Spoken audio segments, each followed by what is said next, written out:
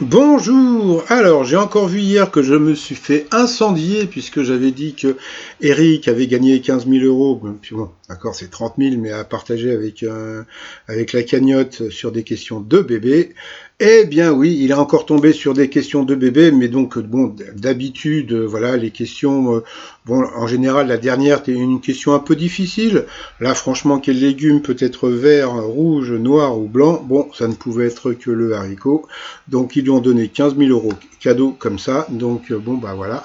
Si vous trouvez que c'est normal, ok. Moi je sais que la plupart, quoi, pas la plupart, je sais qu'il y a beaucoup de gens qui me suivent, qui sont au RSA, qui ont des petites retraites, qui sont au chômage, ou tout simplement qui ont des petits salaires. Il y a aussi des étudiants, etc. Donc si vous trouvez que ça fait rêver de voir une personne gagner 15 000 euros sur des questions de bébé, après, voilà, vous faites, vous pensez ce que vous pouvez penser, mais bon, voilà quoi.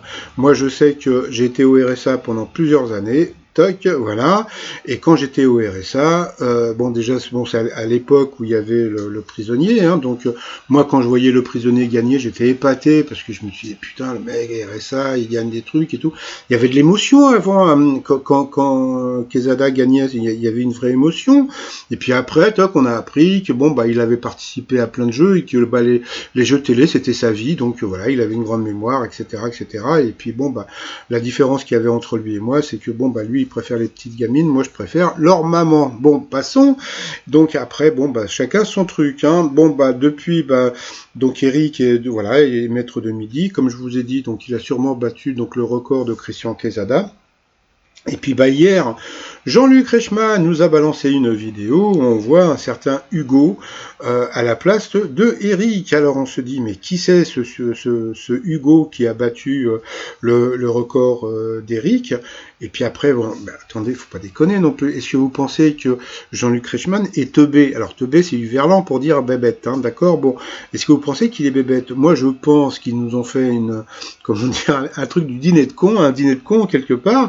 C'est-à-dire qu'il nous a balancé donc cette info.